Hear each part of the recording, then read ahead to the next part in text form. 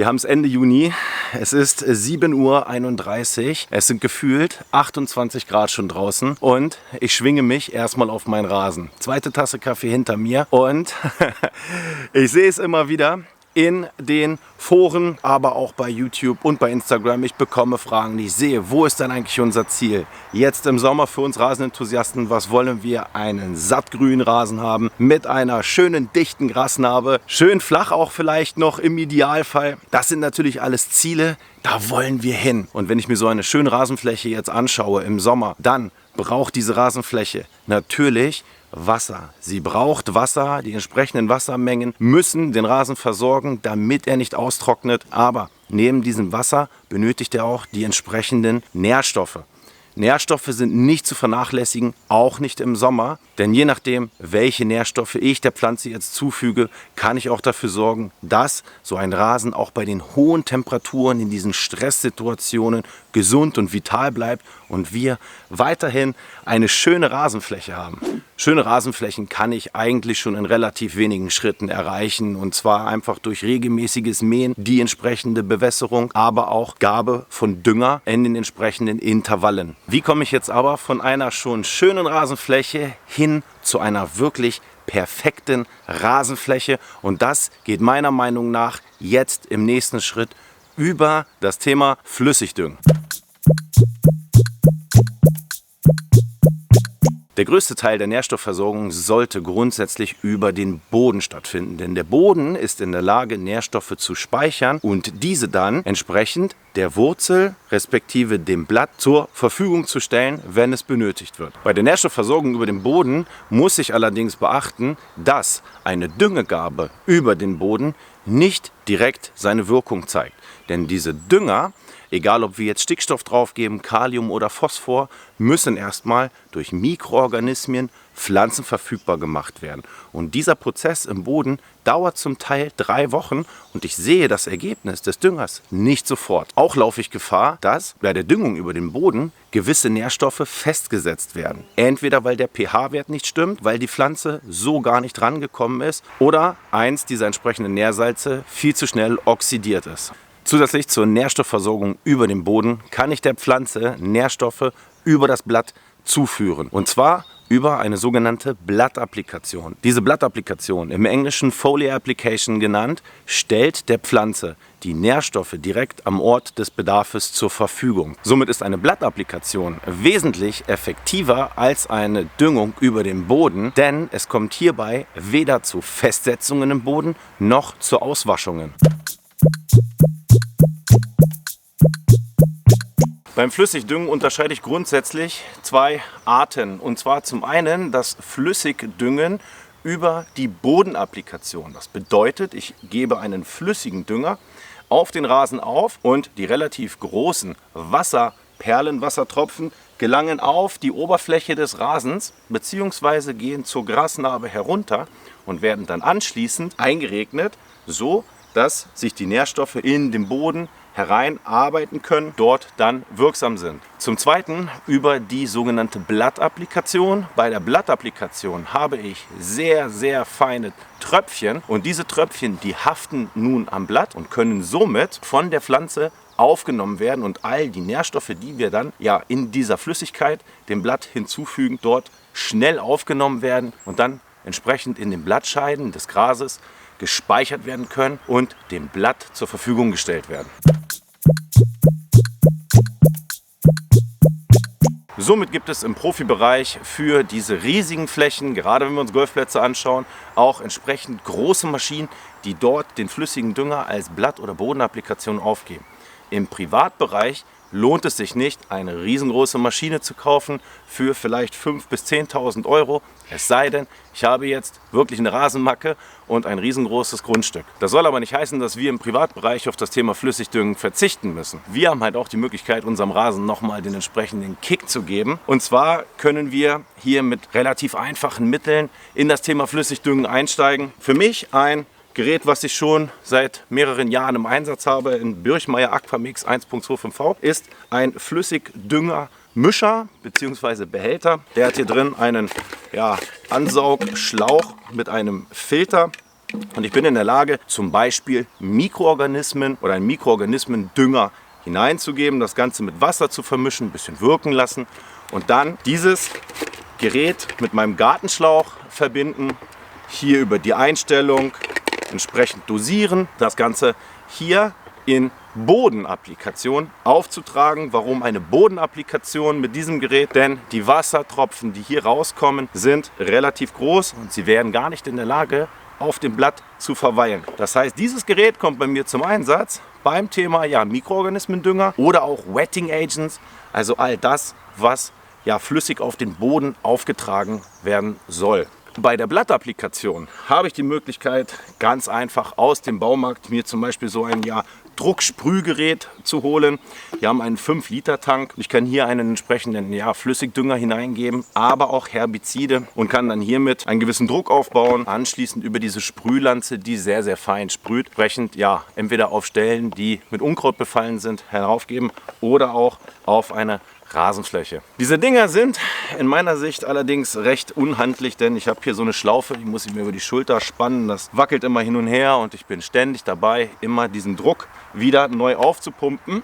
Und wer meine Videos kennt, der weiß, ich habe bislang immer nur mit meinem Bürchmeier Aquamix gearbeitet. Und zwar, als es um das Thema Wetting Agents ging, beziehungsweise Babyshampoo, um die Hydrophobie auf dem Boden zu brechen.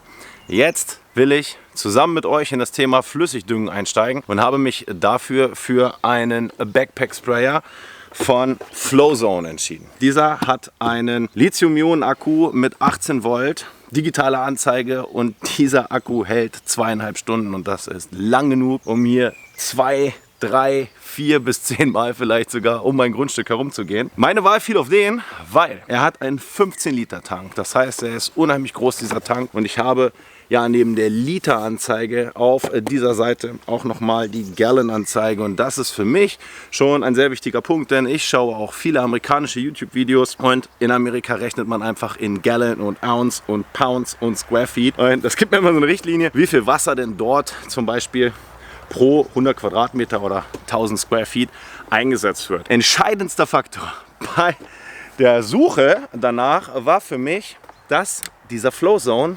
5 Einstellmöglichkeiten hat und zwar von 8 PSI bis 60 PSI und PSI steht für Pound Force per Square Inch, aber 8 PSI sind 0,5 bar und 60 PSI sind 4,1 bar und über den Druck kann ich bestimmen, wie schnell soll dieser Inhalt hier ausgebracht werden, beziehungsweise, und das ist noch viel wichtiger, wie groß ist der Druck am Ende der Sprühlanze, das heißt also, wie grob oder wie fein sollen die Wassertröpfchen sein, die am Ende aus dieser Sprühlanze herauskommen. Eins meiner absoluten Favorites ist diese Polsterung am Rücken, denn viele Backpack Sprayer, die ich mir angeschaut habe, die haben eine Polsterung, aber die ist so dünn und diese Rückenspritzen, die tun einfach nach einigen Minuten schon unheimlich am Rücken weh. Das heißt, ich habe hier eine richtig gute Polsterung. Ich kann das Ganze hier nochmal um meinen Bauch festschnallen und hier vorne an der Brust, um das Ganze wirklich fest zu haben, damit sich hier nichts bewegt.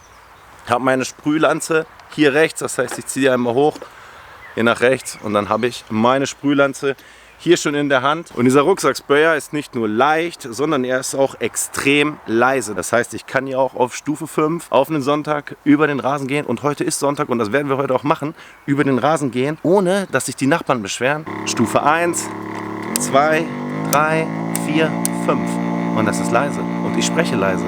Also komfortabel, Leichtgewicht und super leise und das Ganze super erschwinglich, kommt aus den USA, hat keine Importkosten und die verarbeiteten Teile sind echt super hochwertig. Und jetzt freue ich mich, dass wir gemeinsam in das Thema Flüssigdüngen einsteigen.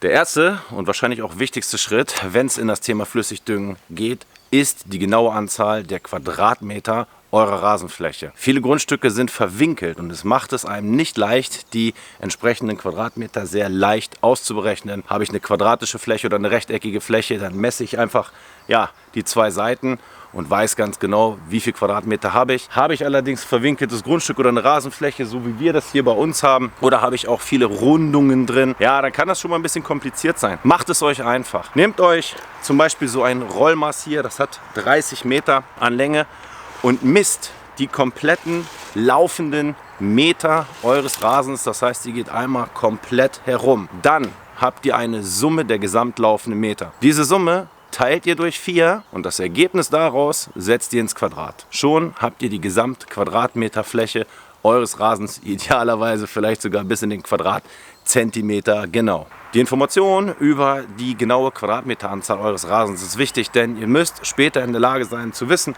wie viel Milligramm, Gramm oder auch Milliliter eines Produktes muss ich denn überhaupt in meinen Düngemischbehälter oder in meinen Rucksacksprüher geben. Packungsbeilage lesen. Flüssigdünger, in diesem Fall zum Beispiel ein Eisendünger, haben immer die Angabe von Milliliter auf Quadratmeter bzw. Liter pro Hektar und die entsprechende Wassermenge dazu.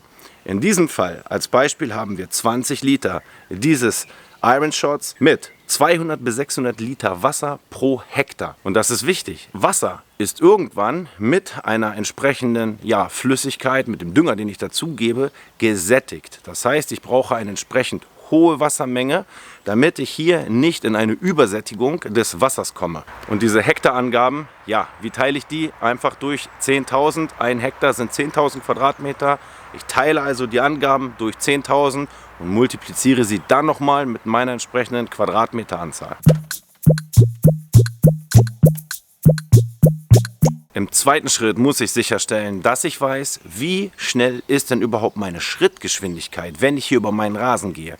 Laufe ich eher wie so ein Marathonläufer oder schlendere ich dann doch eher wie ein Rentner hier über meinen Rasen? Und ich muss wissen, wie viel an Wassermenge kommt denn überhaupt aus meinem Rucksacksprüher auf die entsprechende Fläche. Vorteilhaft ist es hier, mehrere Tests zu machen. Das gilt sowohl für Rucksacksprüher als auch für Düngemischvorrichtungen wie mein Aquamix von Birchmeier. Füllt diese Geräte mit Wasser und schaut, wie schnell leeren diese sich. Bei dem Birchmeier zum Beispiel fülle ich das Gerät mit Wasser, schließe es an meinen Wasserschlauch an und gehe damit über meinen Rasen in den verschiedenen Einstellungen von 0,2 zu 0,5, 1 und 2%. Das mache ich jeweils mit der entsprechenden Einstellung und schaue einfach, wie viele Runden muss ich denn hier überhaupt gehen. Bei meinem Rucksacksprüher mache ich es genauso. Ich fülle 15 Liter auf, mache ihn also komplett voll, stelle ihn auf die erste Druckstufe und gehe dann meinen Rasen einmal komplett ab, messe anschließend, wie groß war die Ausbringungsmenge, das heißt also, wie viel Liter habe ich auf dieser Stufe in meiner normalen Schrittgeschwindigkeit ausgebracht. Das Ganze wiederhole ich dann mit der Stufe 2, Stufe 3, Stufe 4, jedes Mal aber auch wieder füllen auf 15 Liter, dann auf die entsprechende Stufe gehen, nochmal den Rasen abgehen und aufschreiben, wie viele Liter sind in dieser Zeit überhaupt rausgekommen. In meinem Fall habe ich hier auch nochmal die Zeit gestoppt. Ich bin 6 oder 7 Mal hier mit dem Sprüher rübergegangen, habe für mich einen Mittelwert von genau 2 Minuten errechnet. Das heißt also, ich benötige tatsächlich nur 2 Minuten, um hier einmal über diese 131,25 Quadratmeter zu gehen. Wir starten jetzt also heute mit dem Thema Flüssigdüngung und zwar über das Blatt. Und dafür werde ich heute Promote von Prograss nutzen. Und Promote, ich habe hier einen 10 Liter Kanister. Und dieses Mittel enthält neben den Makronährstoffen und Mikronährstoffen auch sehr, sehr viele Aminosäuren und soll auch Monen enthalten und diese sollen jetzt dafür sorgen, dass der Rasen quasi überlistet wird und entweder ihm vorgegaukelt wird, dass er biotisch oder abiotisch ist. Heißt also, er Abwehrkräfte entwickelt. Das heißt also, es ist quasi fast eine Flüssigimpfung. Der Rasen soll damit also Abwehrkräfte, Immunkräfte aufbauen und somit gewappnet sein für Viren, Bakterien, Pilze, also alles Einflüsse, die dem Rasen schaden können. Und stärkt jetzt diesen Rasen also. Die Applikationsrate hier ist 10 bis 12 Liter pro Hektar und kann in Form einer Blattapplikation alle 2 Wochen ausgegeben werden.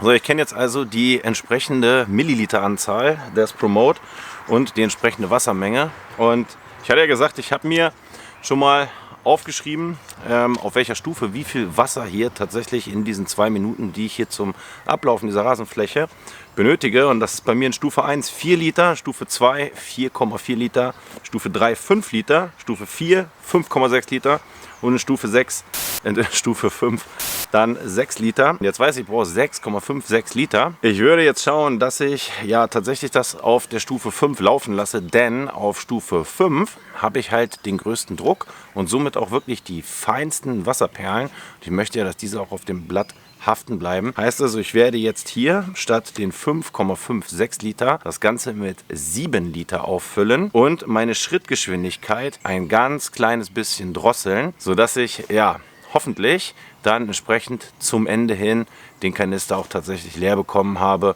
nicht noch was über habe oder gegebenenfalls vorher schon fertig bin. Ich habe jetzt eine lange Hose angezogen und habe jetzt hier auch schon Nitrilhandschuhe, die ich dazu nutzen werde. Nicht zum Hose anziehen, aber zum Vermischen. Denn ja, je nachdem, was ich jetzt für einen Flüssigdünger benutze, möchte ich natürlich sicherstellen, dass davon nichts auf meine Haut kommt. Beziehungsweise ja, unten an den Beinen und beim Vermischen an die Hände, damit ich ja Hautreizungen vermeide, die entstehen können. Wie gesagt, je nachdem, was ich jetzt für ein Produkt benutze. Schnappen wir uns diesen Kanister Promote und einen handelsüblichen Messbecher, der hat ja Milliliterangaben in 50er Schritten und bei den 196,88 Milliliter, da runde ich jetzt mal auf und mache 200 Milliliter, die jetzt hier reinkommen. Das heißt, ich sehe das genau, 200 Milliliter ist hier und das füllen wir jetzt einmal hier rein. Das werde ich hier auf meinem Steinweg machen, damit ich ja nichts auf dem Rasen verliere oder vielleicht ja auch auf den Gehweg. Jetzt haben wir ein altes Handtuch auf diesen Stein, ein schönes Rosa, oder?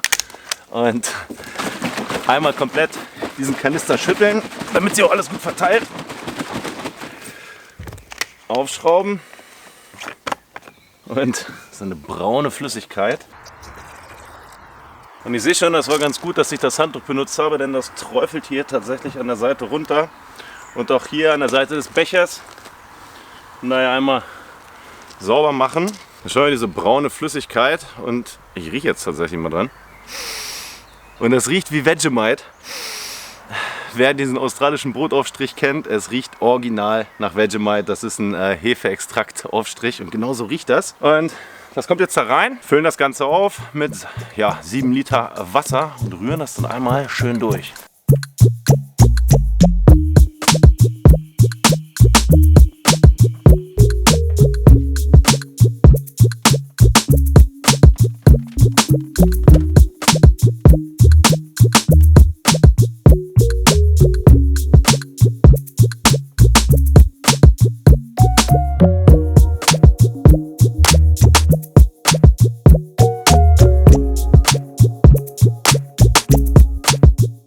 Los, Rucksack aufgeschnallt, die Gurte festgemacht, damit auch alles gut sitzt, festgezogen. Wenn ich jetzt starte mit dem Flüssigdüngen, sehe ich immer wieder Rasenenthusiasten, die ja quasi die Lanze in der Hand haben, sprühen und dann hinter dem Ganzen hinterhergehen. So, das heißt also, sie tragen die Blattapplikation auf und gehen anschließend auf dieser Spur entlang. Was passiert? Der ganze schöne Dünger, den zertrete ich natürlich, beziehungsweise ja, ich hebe ihn vom Blatt ja wieder auf, indem ich mit meinen Füßen darüber gehe. Halte ich persönlich für sehr kontraproduktiv. Von daher gehe ich bei dem Auftragen des Düngers rückwärts. Das ist natürlich jetzt ein bisschen ungewohnt für den einen oder anderen, aber ihr könnt dadurch sicherstellen, dass ihr nicht auf den gerade frisch aufgetragenen Dünger tretet. In meinem Fall mache ich so, dass ich die Sprühlanze nicht vor mir habe und dann rückwärts gehe, sondern seitlich neben mir halte, auf einer Höhe von 50 cm. Das ist bei mir exakt die Kniehöhe. Damit erreiche ich die beste Möglichkeit, diese 110 Grad im Sprühwinkel auszunutzen und auch genügend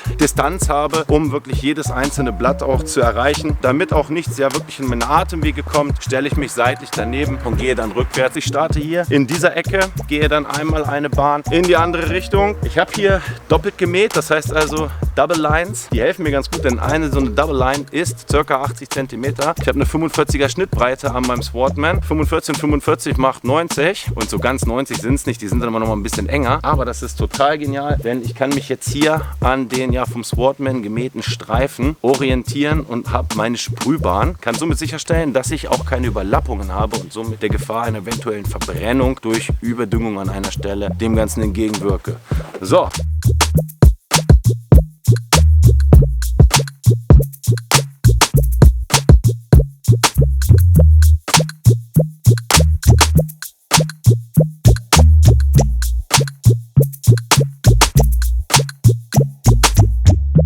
So, das waren jetzt flotte 2,5 Minuten über den Rasen hier im doch relativ langsamen Schritt.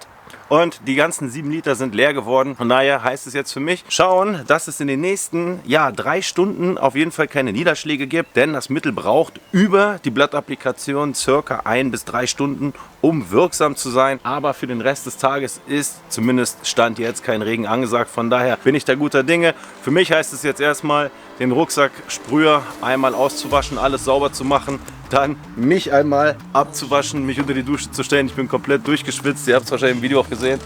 Der ganze Rücken ist schon nass und ja, so ein Drehtag in der Sonne, der kann dann schon recht schweißtreibend sein. Wenn ihr neu auf dem Kanal seid, abonniert ihn gerne, schreibt mir in die Kommentare, wie es euch gefallen hat. Gerade der Einstieg in das Thema Flüssigdüngen. Falls ihr Fragen habt, schreibt sie rein. Ich hoffe, ich kann sie euch beantworten, falls ich hier heute irgendwas vergessen habe. Und dann hoffe ich, es hat euch gefallen und ich sehe euch wieder, wie immer, im nächsten Video. Also, ciao.